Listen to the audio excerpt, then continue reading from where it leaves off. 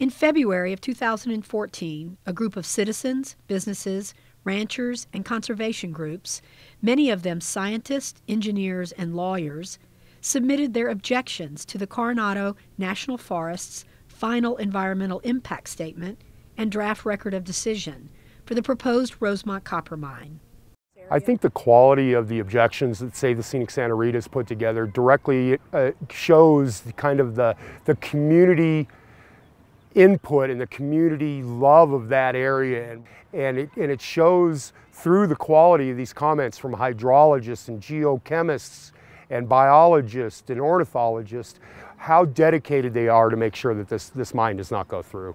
Compiled over the last 6 years, the 284-page filing shows in vivid detail how the experts believe the Coronado's analysis of the environmental and economic impacts of the proposed half-mile deep and 1-mile wide mine would violate state and federal laws, regulations, and policies designed to protect the region's water supplies, air quality, wildlife, and recreation. I think their process has been significantly lacking.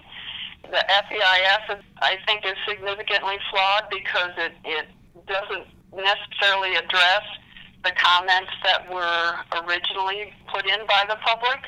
The Coronado openly acknowledges in its FEIS that the mine will violate both state and federal water quality standards.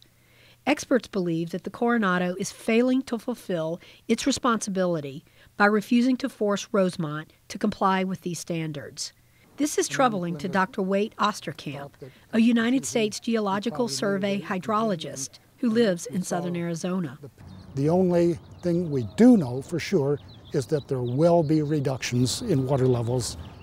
All the people of the Sonoita Plain that live there and all the small businesses rely upon water wells. These wells will be adversely affected. The mine will create a deadly pit lake that can't be cleaned up and would be lethal to migratory birds and other wildlife. That, experts say, is a violation by the Forest Service of the Federal Organic Act.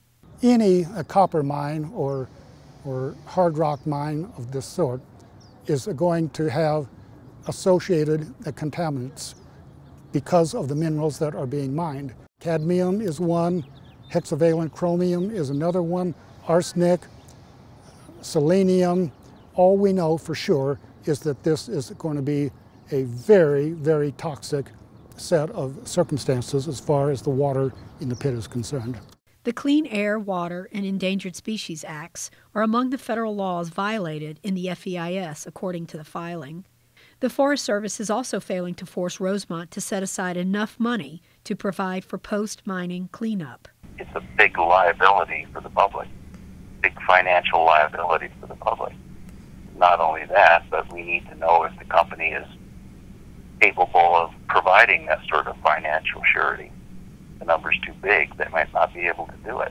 Those opposing the mine further object that the Forest Service and Rosemont seem to accept the admission in the FEIS that increased mine truck traffic on Highway 83 is expected to more than double the number of people killed in motor vehicle accidents.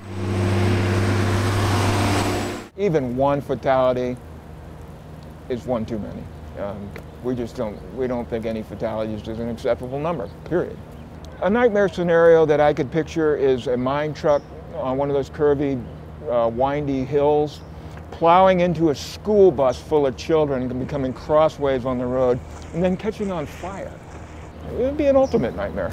Well, if there's hard rock mining in the Rosemont area or in the Santa Rita mountain area, all of that work has to be done off of a small scenic highway 83.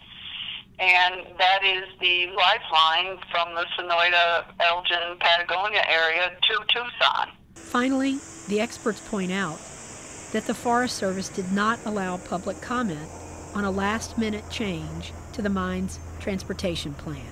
I would say that with my knowledge of the NEPA process, anything new that is of a material consequence of change that wasn't addressed initially would be in violation of the process.